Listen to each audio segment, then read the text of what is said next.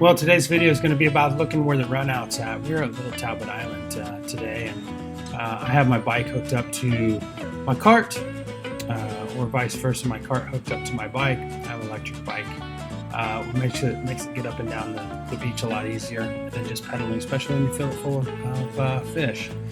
So one of the big things is, how do you read the beach? What is the things that make everything happen? There I am just saying hi to you guys. We'll be looking at all of the different runouts here. In the big picture here, when you see water up top of the beach at high tide, those are going to hold some water spots. You're going to hold some fish. Right here is a big runout. The birds are sitting in the runout, and you can see that running out right now. And that's one of the big things. Now, right here in front of us, where the water is flat here, right in front of us, there's a little hole. So at high tide, you'd be able to fish that little hole. It doesn't show up a lot, but the bird just flew right over the top of it there, which is really big. Now, what most people don't see is this runout. The white water is the sandbar. The white water is going to show the sandbar. Right on this side of the sandbar, there's a nice runout. You see it, there's a nice deep trough. It's a different color. And then there's that sandbar that just showed up. So when you're looking at this and really evaluating, where do I fish? You're trying to fish a lot of different places where there are fish, not where there are not fish. So where this white water is, if it's on the second bar, it's wonderful. But right here, typically you're not going to fish that little white water right there, but you're going to fish. You see the little white water show up there? I just moved it, but this runout is showing that it's going to go out right here to the right of the screen. And I'm coming by right now, but and we're really just looking at all of these little structures.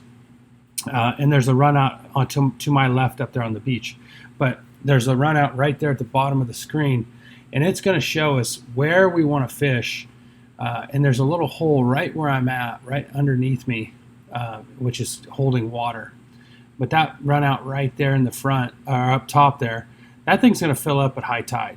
So where I'm riding my bicycle right now, you do not want to be fishing. There's no fish right there. So remember, there's 90% of the fish are in 10% of the water. So at high tide, that little bath water up there might hold some fish. So when we're looking to the right, there's some holes, and you're trying to look. We're at low tide here, so this is why I did the video, so you can actually see the structure. So up here, the white water just showed a sandbar, and that sandbar, there's a lot of fish that will come in because of all the action, will come and swim over that sandbar to pick up sand fleas, pick up clams, because they just got erupted. And it's an easy meal for them. They can pick up what they need to there without digging and spitting it out, picking it up, spitting it out. And that's what pompano and whiting are good at, are putting things in their mouth, figuring out what they are, and then spitting them out. So a lot of times the feeding frenzy, you want to find where the feeding frenzy is going to be happening, and they're just hitting things and then running off. That's why a big bend on your rod sometimes happens with a little fish. So right here, right in front of us, you just saw that wave get big, and there's a circle, a little hole right where I'm at right there, right underneath me. And that sandbar just showed up with that white. And now look at this hole. When the wave gets big, it means the water's deeper, and then it's going to crash. So when looking at all of the different features here, look at this runout right here. If we're at high tide, that guy's standing on the end of the runout. Well, a little tip, if you're at high tide and you don't know what's going on the beach, do you see I'm honed in on that piece of structure that's up on the beach, which is a bunch of limbs? Well, those limbs got there somehow, and they came through that runout at high tide and got placed there. So if you can find something up on the beach like that, it'll give you the hint of where you need to fish. Well, you see this tree? That tree didn't just end up there. It was put there. So a little bit of information is, this runout had obviously held a lot of water, and so it actually pushed all those things up there. Now the beach changes. That tree's been up there for quite a while, so you kind of know that. But there obviously is a run out up top there. So, but this nice run out here, you want to fish those run outs. You want to fish in the middle of them. You want to fish to the left of them. You want to fish to the right of them. And you want to make sure that you can actually catch fish there, because that's where the fish are going to be. They're not going to be just on the open water.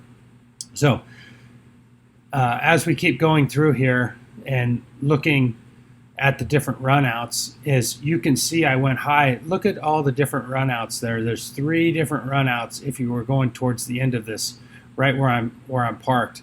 So we have that little hole right there, which we end up fishing in the next video, and that thing fills up, and we end up catching quite a few fish there. And then that second one we fish, and that's the next video where we pull in where we're able to pull in a big black tip, or a nice black tip, and we're able to catch mullet in that little run out there.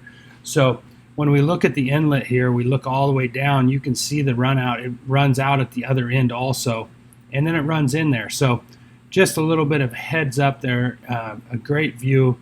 And right now we're changing batteries, and we'll be back up in just a second. But the whole issue of just making sure that, look at the coquinas, the clams on the beach. So we're back up in the air, but you can see these little runouts. You don't want to fish all these other little spots where there's not a run out. So I know that there's people going to be on the beach catching fish, and you're like want to set up right next to them, or vice versa. Sometimes there's only one spot on the beach that's good fishing, but sometimes they'll be running through there. So if you know that there's good fishing on one spot, you need to fish the superhighway between the 2 runouts. So if you don't know where the superhighway is, you need to figure it out throughout the at low tide here. So this run out right here, the guy has already walked by it, and you can see a little action right out in front of it. But that's not a very good run out right now, but it is later on. The next run out's where we fish later on in the day. And this is Paulos' tracks. He walked all the way out here. I just used my bike. But looking at all of the structure here and what's creating, when the wave gets big, the water is deep. So that's the opposite of what you think. So when the wave gets big, the water gets deep. So there's a little, right in front of us, there's a deep little hole right there that if you can figure those out, you can put that bait right there and have some opportunity to catch some more fish. A lot of people don't look at it that way, but that's exactly what it is. So we're going to look at this run out on the left-hand side. And we're going to also, there's a, in this little inlet here, which is relatively new. It's been here for a couple of years, but it's really deep now. This run out on the left is going to fill in at high tide, and then it's going to empty out at low tide. And when you see on the other side, it does the same thing. So if you are going to swim, that is the worst place to swim when that tide switches over, because this day we did save a guy who did get caught in that suck right there. Two sucks coming out. He couldn't hardly get free. But Paulos is set up right on the edge of this point. If you see that, he chose that point because there's a nice hole right out in front of him. I chose to set up on the left-hand side of him to throw on top of the bar. But that's a whole different story about why and how to choose fishing spots. And I wanted to be in the inlet a little bit more. So when you look at this, you can see that there's a little hole there right to the left of Paulos. You see the water break there. So, and that sandbar is out there. We're just going to do a little bit more aerial footage here. Paulos is getting ready to cast out his fresh bait. He was able to cast net some mullet earlier in the day. I ended up catching some ladyfish on a clam. That's what we used. And there's Paulos saying hello. Paulos is a big game fisherman. Now we're just going to evaluate this. To the right, clear out there, the sandbar is breaking. Now this is low tide. At high tide, you can't even see that sandbar. So with that being said, that fills in quite big. Now there's this boat. There's a structure that got pushed in here somehow. We know that this little place, this little inlet is deep, or you can't get a whole hole of a boat in there. So we'll look at that. Obviously, there's not a lot of structure that you can see right in front of us. To the right, there's a little run out coming across that sandbar. And on the left, we'll look at that sandbar. And then the water at high tide will be running over the top of that, which creates a lot of opportunities for crabs to be sitting on the edge there, to be able to, crabs, clams, sand fleas, anything that the fish, the mullet will hold up in there.